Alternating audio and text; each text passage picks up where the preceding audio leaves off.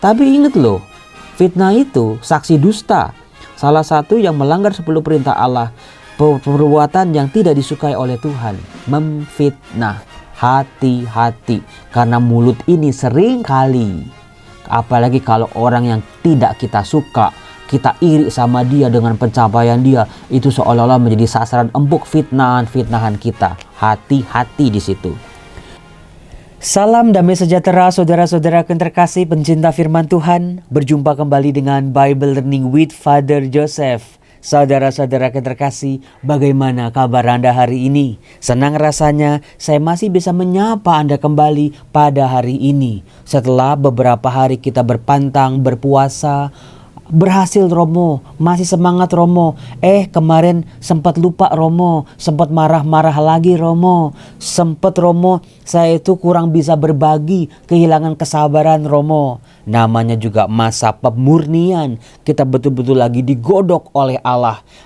Biarlah kita betul-betul memanfaatkan masa penuh rahmat ini. Saudara-saudaraku, kali ini saya bikin videonya rada beda. Ini udah hari Jumat di hampir tengah malam. Ini hampir jam 11:30 sepertinya. Kenapa Romo? Biasanya pagi-pagi. Karena besok pagi saya harus jemput si Romo Koko SCY. Salah satu teman saya yang lagi happening gitu dengan ketawanya yang hihihihihi. Yang kayak gitu.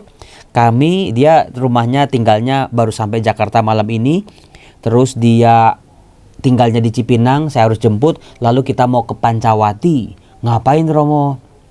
Bayangin ya, ada Romo Koko, ada Romo Eko, ada Romo Uut, ada Romo Danto, ada Romo Almo, ada Romo Yosef, ada Edi, ada David, ada Rico, ada Cliff. Jadi kami akan mengadakan Eucharistic Congress, Kongres Ekaristi untuk orang-orang muda.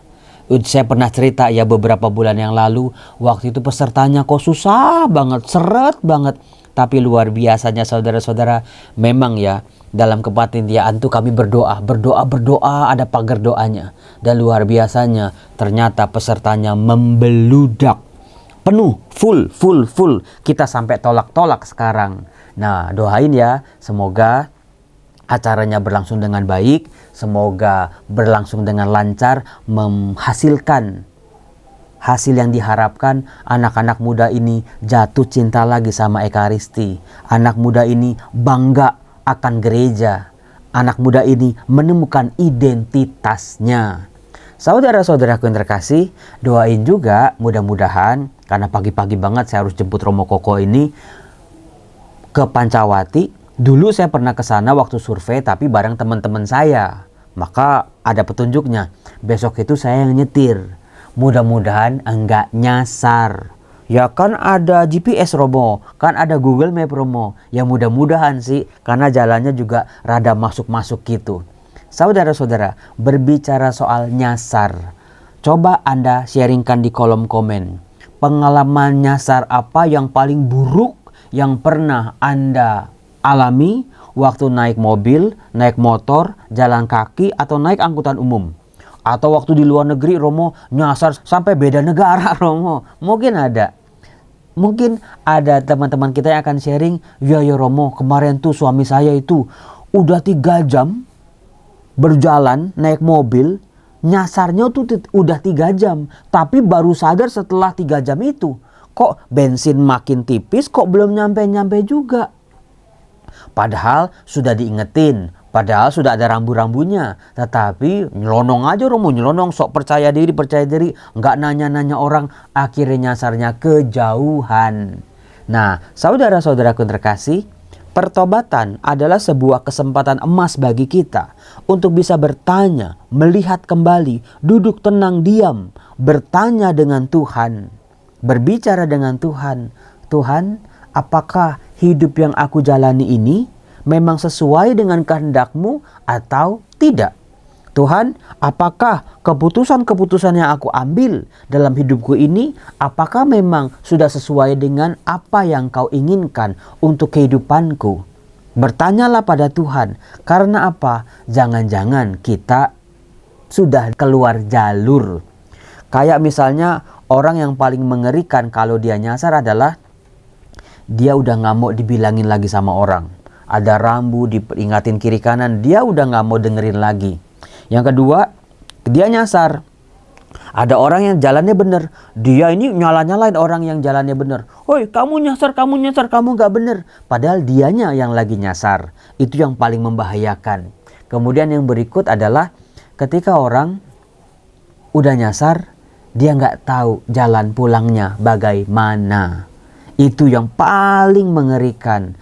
Orang udah kehabisan bensin, kehabisan tenaga, kehabisan gairah lagi. Merasa ya udah dah, hidupku udah nyasar, hidupku udah nggak jelas lagi. Aku nggak tahu jalan pulangnya kemana. Soal nyasar-nyasar itulah yang diangkat oleh kitab Nabi Yesaya yang menjadi bacaan pertama hari Sabtu ini. Diangkat Yesaya bab 58 ayat 9 sampai 14. Sebagai rahasia, ini adalah salah satu bacaan favoritnya Romo Yosef dari kitab Nabi-Nabi. Saya tuh demen banget kalau masa Prapaskah karena bacaan pertamanya diangkat kitab Nabi-Nabi. Yoel diangkat, Yesaya diangkat, nanti Yeremia, nanti nabi-nabi yang lain. Nabi-nabi ini dikirim sama Tuhan itu bukan tanpa alasan, tetapi ada sesuatu yang menyebabkan Tuhan mengirimkan nabi-nabi ini untuk menegur umat yang sedang salah jalan. Umat Israel waktu itu sedang nyasar hidupnya, tapi bukannya kembali kepada Tuhan, malah menikmati nyasarnya itu. Nggak balik-balik lagi, nggak mendekat lagi sama Tuhan. Itulah yang menjadi alasan Tuhan Allah mengutus para nabinya ini. Dengan berbagai macam cara, dalam situasi-situasi yang cukup berbeda, Tuhan mengirimkan nabi-nabi ini. Nah, di Nabi Yesaya bab 58 itu saya katakan salah satu teks nabi-nabi yang saya sangat suka dan saya yakin Anda juga pasti suka. Beneran, kata-katanya indah, kata-katanya puitis. Tapi puitis bukan cuma teori di atas kertas, karena sungguh-sungguh inilah yang diminta oleh Tuhan buat umat Israel kalau mereka mau kembali, mau menemukan jalan pulang, mau bangun lagi setelah jatuh, bangkit lagi, menemukan lagi kekuatannya, gairah hidupnya. Yesaya bab 58 dikatakan begini, inilah firman Allah. Apabila engkau tidak lagi mengenakan kuk kepada sesamamu. Kuk itu apa sih Romo? Kuk itu beban. Kalau kerbau atau binatang lembu sapi itu ada kuknya di sini untuk membajak sawah. Itu kuk, beban. Siapa yang dalam hidupnya suka sekali membebani orang di luar kapasitasnya. Kalau anak, oh Romo apakah saya membebani orang tua ya Romo? Itu bukan, itu memang harus begitu tanggung jawabnya. Atau orang tua merasa bersalah karena udah renta, merasa membebani anak-anaknya. Itu bukan, itu memang sudah tanggung jawab anak. Tapi yang dimaksud di sini adalah kita seringkali menuntut orang lain jauh lebih daripada kemampuannya, kapasitasnya yang seharusnya. Sehingga misalnya orang-orang kecil, buruh, digajinya minim tapi kerjanya sampai over capacity, overtime misalnya, sampai lembur-lemburnya nggak dibayar misalnya. Hati-hati di situ. Itu artinya kita mengenakan kuk kepada sesama kita. Atau asisten rumah tangga, si mbak di rumah, apakah dikasih makan yang layak? Apakah bisa beristirahat atau kerjanya 24 jam betul-betul? Hati-hati, itu tidak disukai oleh Allah. Kamu tidak lagi menunjuk-nunjuk orang dengan jari. Artinya apa? Suka nyala-nyalahin orang. Siapa yang suka begitu? Siapa yang masih begitu? Saya Romo. Ternyata problem umat manusia sejak zaman nabi-nabi 2500 tahun yang lalu sampai hari ini sama aja. Nggak mau disalahin, untuk menutupi kesalahannya dia nyala-nyalain orang lain. Kamu yang salah. Kamu yang membuat ini semua. Aku cuma korban. suami istri saling menyalahkan, anak orang tua saling menyalahkan, dalam pelayanan lempar-lemparan, dalam kehidupan manusia, pemerintah, rakyatnya saling salah-salahin. Ternyata nggak beda ya kehidupan zaman dulu sampai zaman sekarang. Dikatakan lagi, engkau tidak lagi memfitnah. Banyak sekarang ya akhir-akhir ini fitnah itu terlalu murah kayaknya. Orang itu merasa nggak bayar sih kalau fitnah orang. Malah enak memfitnah orang. Ngomongin kejelekan orang, ngarang-ngarang kesalahan-kesalahan orang, dicerita-ceritain dengan fitnah, dengan bumbu-bumbu. Nggak bayar sih. Tapi ingat loh, fitnah itu saksi dusta. Salah satu yang melanggar 10 perintah Allah. Perbuatan yang tidak disukai oleh Tuhan. Memfitnah. Hati-hati, karena mulut ini sering kali, apalagi kalau orang yang tidak kita suka, kita iri sama dia dengan pencapaian dia, itu seolah-olah menjadi sasaran empuk fitnahan kita. Hati-hati di situ. Apabila engkau menyerahkan kepada orang lapar apa yang kau inginkan sendiri, seringkali kita bagi makanan cuman sisa-sisaan. Ya Pak ya, kita makan nih, terus coba sana, coba sini, ada sisa, misalnya ada potongan dagingnya, wah disingkir-singkirin, dikasih ke orang. Kalau Anda digituin mau nggak? Nggak mau lah Romo, jijik lah. Tapi itu yang seringkali kita lakukan. Maka firman Tuhan betul, apabila engkau menyerahkan kepada orang lapar apa yang kau inginkan sendiri. Romo, saya lagi suka makan asinan nih, saya lagi suka mie goreng nih, saya lagi sukanya buah ini nih Romo. Coba berikan itu kepada orang-orang lapar yang ada di sekitar kita. Itu yang Tuhan mau. Jangan kasih orang sisa-sisaan. Karena sayang kan Romo, sayang. Betul tadi kata Tuhan. Mau nggak Anda dapat kayak begituan dari orang lain gitu ya? Oh, ada tetangga kirimin gitu panci rantang, pas isinya itu ayam gorengnya udah digigit-gigit, dagingnya udah dilepeh-lepeh. Kita kan sakit hati pasti. Tapi itu yang sering kita lakukan untuk orang lain. Hati-hati juga. Memuaskan hati orang yang tertindas, maka terangmu akan terbit dalam gelap, dan kegelapanmu akan seperti rembang tengah hari. Cakep kan ayat ini?